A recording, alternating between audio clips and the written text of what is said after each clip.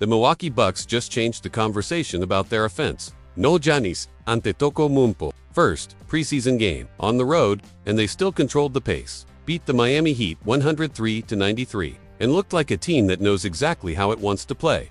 This was supposed to be a tune-up. Instead, it was a statement about identity. The Bucks want to run, the Bucks want to shoot, and the Bucks want every lineup to look the same, even without number 34.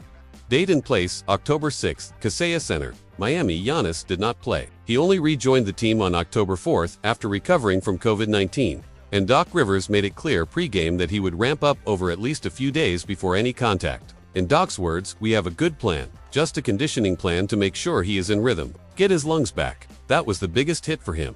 Even without Giannis, Doc stuck to a plan. Of the 20 Bucks available, all 20 played. 10 guys got first-half minutes. The goal was simple: build habits that translate when the regular season starts. Receipts, stat 103.93.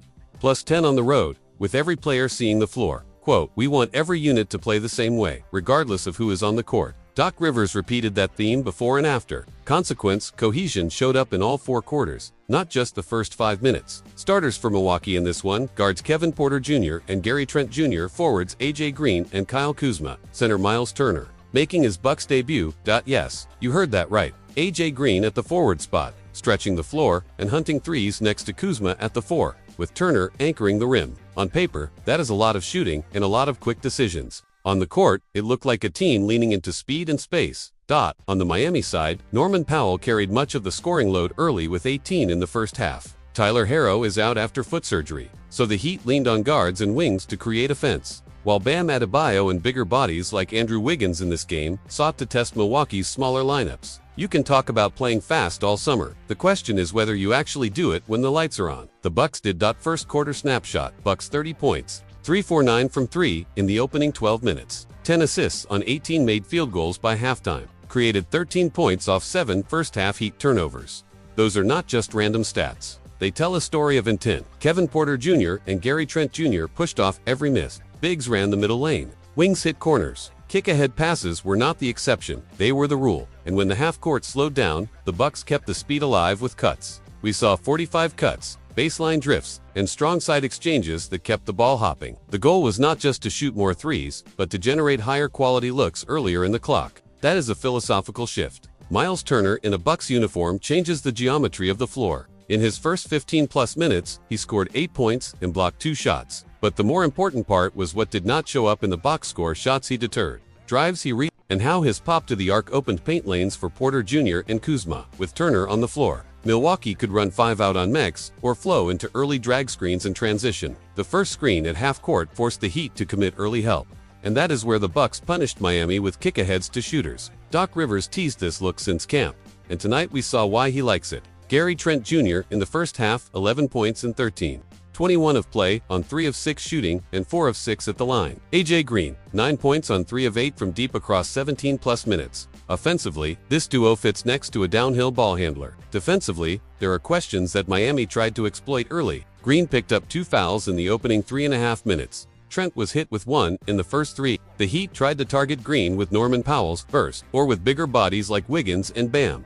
That is the trade-off with 2 high-volume shooters in your backcourt too. Still, the offensive spacing they provide is exactly the kind of runway the Bucks want Giannis to attack later this month. Milwaukee brought in Kyle Kuzma, not just for points, but for pace. General Manager John Horst was explicit in the offseason: the team is elite when Kuzma grabs and goes. With Giannis out, Doc started Kuzma at the 4 next to Turner, and later gave him time with Bobby Portis Jr. as well. The stat line looks modest: 2 points on 1 of 6. 8 rebounds, 1 assist in 17 minutes. But watch the sequences. 5 defensive boards sparked immediate push. 1 became a driving layup. Others turned into paint touches that created corner threes. Even if the attempts did not fall enough, 5 for 19 in the first half from deep, 26.3%. The intent matters right now. Milwaukee wants the ball to cross half court before the defense is set. Force the first rotation, then punish the second and third. Kuzma's role as a tempo guard from the 4 spot is the relay between the old Bucks and the new one. Receipts, stat 5 first-half defensive rebounds for Kuzma, initiating multiple transition chances. Quote, "Our team is elite when Kyle does it, pushing tempo in the open court." John Horst said it before camp. Consequence: with or without Giannis, Milwaukee can still play fast. The spark of the second half, Pete Nance, 15 points after the break, including 4 threes. That is exactly what Doc wanted to see. The style does not change when the bench checks in. Nance ran the floor, set flat screens into slips, and spaced to the corners on drive and kick actions. Those threes were not heat checks. They were system shots. Ryan Rollins gave Milwaukee 10 points before he sat after the third quarter. Bobby Portis Jr. collected 4 rebounds and 2 steals in 12 minutes. Doing classic Bobby things: energy, activity, second chance creation. Those touches matter because Doc wants every unit, 1 through 5, to blend aggression on defense with clear purpose on offense. We also saw Andre Jackson Jr. flash the exact sequence Rivers has harped on all camp steel at the nail. Immediate push, kick ahead to Tyler Smith. Extra pass to Amir Coffey for a corner 3 late in the third. That is the blueprint in one possession. Defend with your hands, run with your eyes up, and do not hold the ball. Defensive thesis turned defense into offense. Milwaukee forced 13 first-half turnovers and scored 17 points off those mistakes. 8 were live ball steals, and 6 different Bucks recorded at least one. That is not luck. It is coordinated pressure.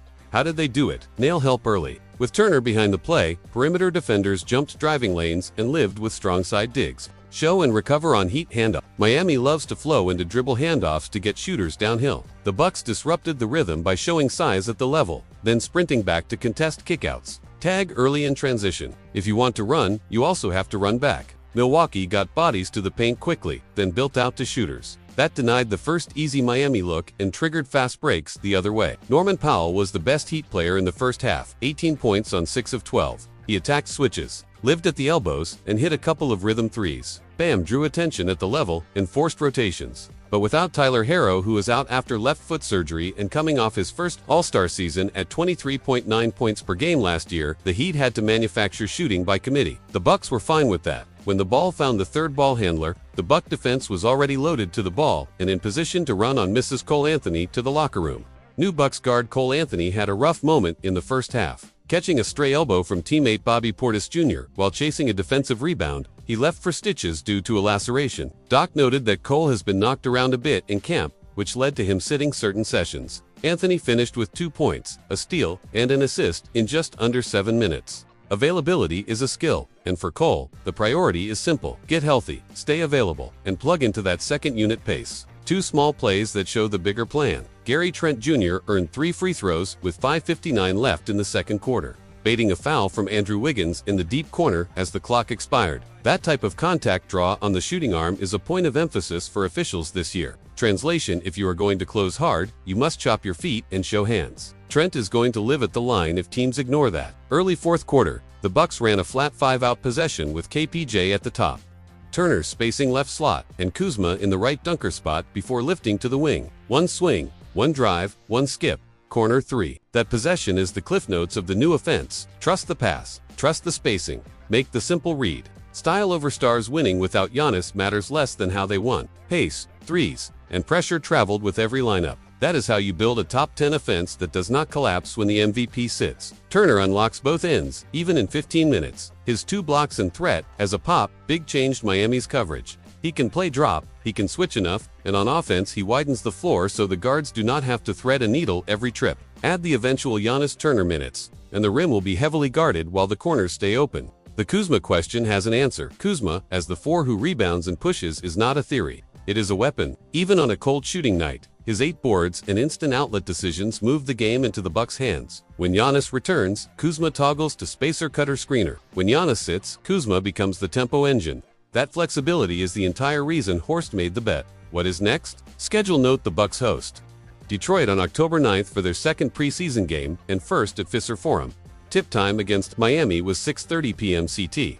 By the time the Brewers threw first pitch for Game 2 at 8:08 p.m. CT, Milwaukee basketball had already shown half a night's worth of new habits. Broadcast note: the game aired on FanDuel Sports Network, Wisconsin. There was no formal injury report, but outside of Giannis' ramp-up and Cole's stitches, Doc said everyone else practiced through the week. How this scales when Giannis returns. If you are a Bucks fan, here is the fun part. Add Giannis to what you just saw, and you get transition lanes that are even wider. Second, defenders will tag Giannis earlier, opening corner threes for Green and Trent. Stronger baseline pressure. Giannis rim runs bend the defense, allowing early pocket passes to Turner for pick and pop. A cleaner defensive glass. Giannis ends possessions, Kuzma, or KPJ, turns and goes, and shooters fan out. These are layup drills disguised as offensive philosophy. The The biggest difference from last season is not just pace, it is pace with purpose. Every kick ahead is meant to create the next advantage, not just take a quick shot. And every unit, 1 through 15, is expected to play that way. We have to keep this honest. Miami targeted AJ Green on defense early, and teams will keep doing that until the Bucks prove they can cover for him with schemes and personnel. Foul trouble for shooters can kill a run before it starts. The three-point volume was there, but the percentage was middling in the first half, 5 for 19. Across a season, that will go up and down. When the shots do not fall, the Bucks have to keep the pace without forcing wild passes. Turnovers against playoff defenses become layups the other way. And of course, health. Cole Anthony's stitches are minor in the grand scheme, but the theme is real. This is a group that needs reps together. The sooner Giannis ramps, the faster the system hardens around him. Legacy block. This was not just a game, It was the first proof of concept for the 2025-26. Bucks had said, we can run without our superstar. We can win our minutes with the bench on the floor, and we can build a style that survives the valleys of an 82-game season. Fans still argue about Milwaukee pacing themselves versus pushing the gas in October. Tonight showed why Doc wants the gas. Now, habits take time. If you are going to be an elite transition offense by February, you start in early October. Bucks fans, Heat fans, League fans, what did you see? Was this just preseason noise? Or did Milwaukee show a blueprint that will hold up once Giannis is back in the mix? Drop your take in the comments. Who impressed you most? Miles Turner's debut, Pete Nance's second-half heater, or the Trent Green spacing experiment? If you enjoyed this breakdown, hit subscribe and check our next video.